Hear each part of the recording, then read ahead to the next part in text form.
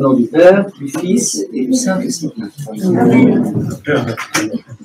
Alors, comme vous l'avez entendu, nous avons lu 2 lectures de l'Épître, nous avons lu 2 parties de l'Évangile, 2 passages de l'Évangile, et très, très différents l'un de l'autre, et on ne peut pas faire l'économie de parler un peu de l'un et un peu de l'autre. Parce que comme vous le savez aussi, aujourd'hui, même si chaque dimanche c'est la résurrection, et principalement on célèbre la résurrection. C'est-à-dire, quelle que soit la fête, toujours le dimanche, c'est la résurrection. Le premier évangile de la Bible concerne la résurrection. Vous avez cette belle rémission des péchés de ce pauvre homme qui est moi-même, qui est la preuve que Dieu est souverain, que le Seigneur Jésus est souverain, pour manifester sa capacité, sa souveraineté à remettre les péchés, lui, notre seul vrai Dieu, eh bien, pour lutter contre ces pensées mauvaises que nous avons aussi, les uns les autres dans le cœur, les personnes qui étaient là. Qui est-il, celui-ci, pour remettre les péchés? Qui est-il? Pour que vous sachiez que le Fils de l'homme peut remettre les péchés, eh bien, il dit au paralytique, lève-toi, lève-toi. Et donc cette injonction, en fait, eh bien, elle est pour moi, elle est pour chacun de nous. Lève-toi, lève-toi. Et cette citation dont parlait par Marc-Antoine debout pendant la liturgie, qui est typique de l'attitude liturgique, de l'attitude orthodoxe, qui est l'action de grâce, et qui est avec un juste équilibre, l'action de grâce et la demande de rémission des péchés. Se lever correspond et immédiatement suit immédiatement la rémission des péchés. Et c'est le deuxième évangile que nous avons lu concerne plus particulièrement cette grande fête que nous avons aujourd'hui, qui est, en fait, on a envie de dire chaque dimanche que c'est le centre. Chaque dimanche est le centre du monde, le centre de notre enseignement. C'est peut-être l'aboutissement. Oui, on célèbre les pères des 5 conciles, les pères des conciles œcuméniques. C'est le concile où les évêques se sont réunis pour réfléchir, dès que les persécutions ont été terminées, à partir du début du IVe siècle, sont réunis en concile pour définir la foi, pour lutter contre les hérésies naissantes. C'est commencer à dire un peu n'importe quoi, comme ça. Et des hérésies, une hérésie, vous savez, ça veut pas dire que c'est faux. Ça veut dire que c'est pas totalement la vérité. C'est qu'une partie de la vérité manque. C'est que la vérité, c'est la vérité en plénitude. C'est le Christ lui-même et les évêques des 5 conciles, et en particulier celui du 4e concile œcuménique, où il y avait la plus grande assemblée qui ait jamais été réunie, plus de 600 évêques étaient réunis. Et évidemment, on pourrait passer des heures à dire, mais ça concerne très principalement la définition de la foi concernant la Sainte Trinité, l'équilibre, la transparence des saintes personnes, des divines personnes de la Trinité, le Père, le Fils et le Saint-Esprit, et que ça a été combien difficile, non seulement pour les évêques de définir cette foi, de quelle manière, eh bien, en fait, en invoquant l'Esprit Saint.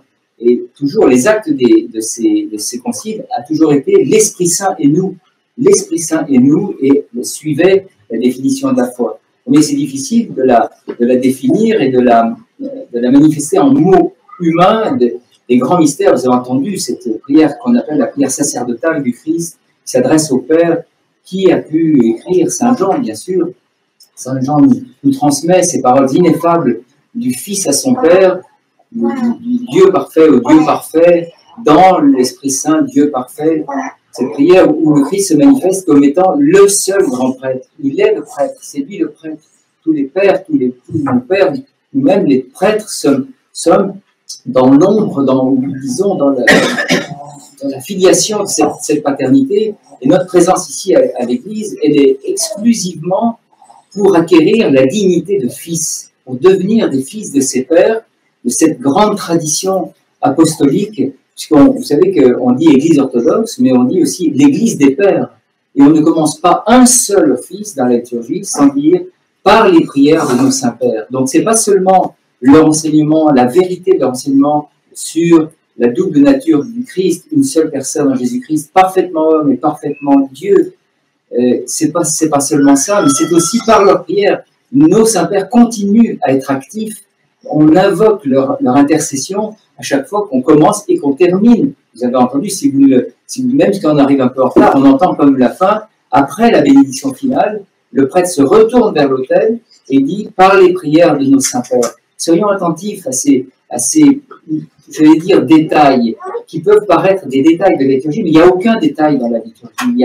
Tout est capital, tout est central, tout est enseignement, et tout nous enseigne, et non seulement nous enseigne, mais nous transmet l'Esprit Saint. Parce qu'en fait, si on est enseigné par nos saints-pères, si on peut lire les actes de ces 5 conciles œcuméniques, comment a été définie notre foi, la foi dans laquelle on croit, nous avons également accès directement à cette foi par l'Esprit Saint.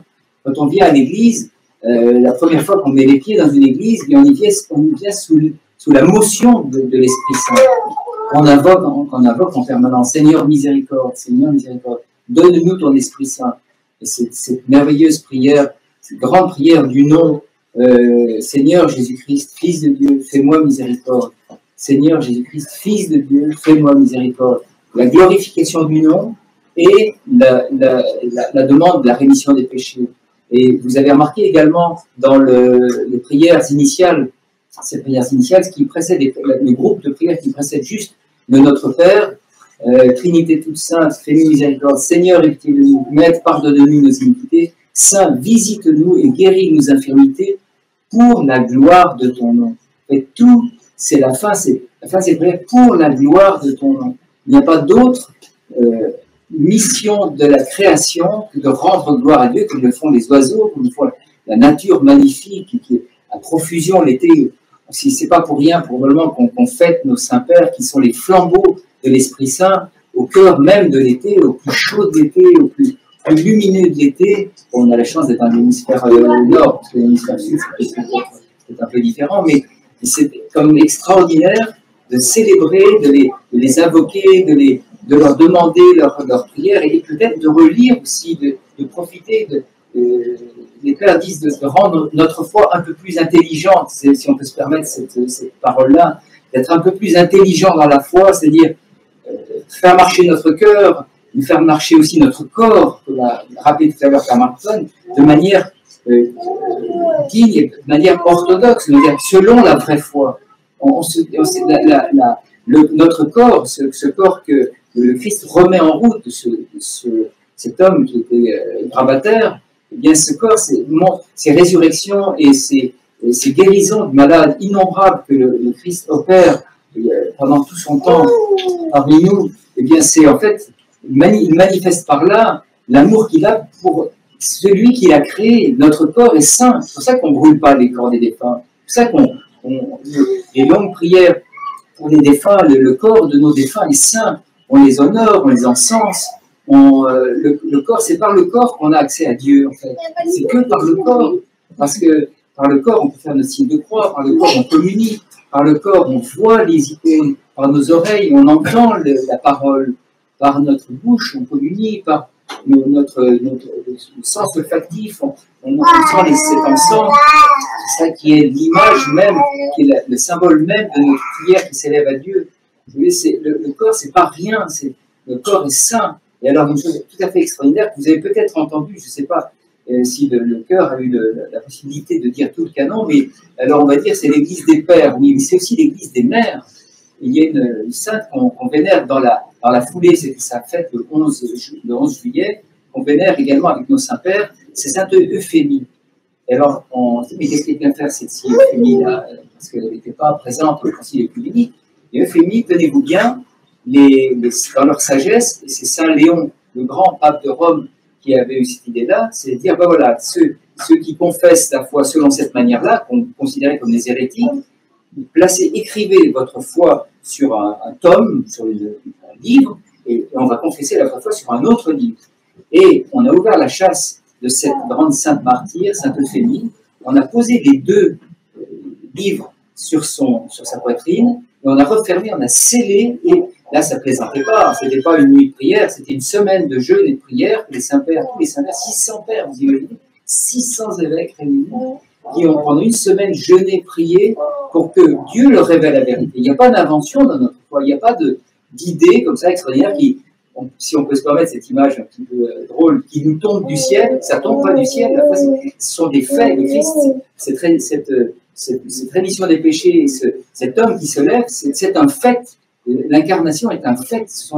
Et donc, en fait, notre foi est basée sur des faits et l'inspiration pour la manifester en mots, pour qu'on puisse comprendre, qu'on puisse, eh bien, on invoque l'Esprit Saint. Et là, ils ont invoqué l'Esprit Saint pendant une semaine, et à la fin de la semaine, ils ont réouvert la chasse de Sainte-Euphémie, et là, elle serrait dans ses bras le tome écrit par la grande unanimité, quasi-unanimité des Saints-Pères, parce que dans l'Église, c'est comme ça qu'on fonctionne.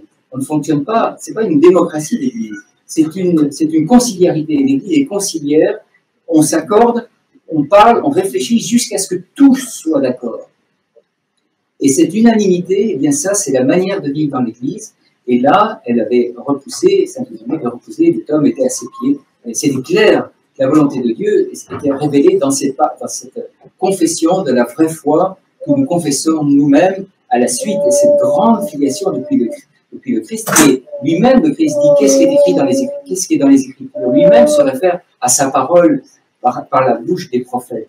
Lui-même nous enseigne à aller dans les Écritures, à piocher, à prendre tout ce qu'il a déjà, tout ce qui a été révélé, tout ce qui n'est pas en plénitude, mais tout ce qui était annoncé dans le Premier Testament et qui est accompli en plénitude dans l'Évangile. Et il nous se manifeste comme ça depuis son Père. Aujourd'hui, il s'adresse à son Père. Vous imaginez, il faut se mordre, se toucher, se pincer. On entend le Christ parler au Père, parce que c'est la seule prière qui nous est laissée, notre Père. Vous savez, on connaît tous par cœur cette prière essentielle, qui est d'être les fils du Père. Et nous sommes les fils du Père à travers toutes ces générations, les apôtres, le Christ lui-même qui a choisi ses apôtres, les apôtres qui ont béni les presbytres, les premiers évêques, responsables des communautés, puis la grande filiation des évêques, et aucun de nous ne revêt ces vêtements-là sans avoir la bénédiction, sans avoir l'onction de la transmission de la vraie foi et de transmission des évêques. Et on est aujourd'hui enseigné, on prie les personnes qui nous enseignent. C'est quand même extraordinaire, l'Église. C'est-à-dire, c'est pas de l'histoire, c'est pas du musée orthodoxe, c'est pas de la muséologie, c'est pas de l'animation de musée, c'est la vérité. On touche nos pères, on vénère nos icônes, on communie à travers la vraie foi et on les invoque en permanence et on glorifie le nom du Père, du Fils et du Saint-Esprit. Amen.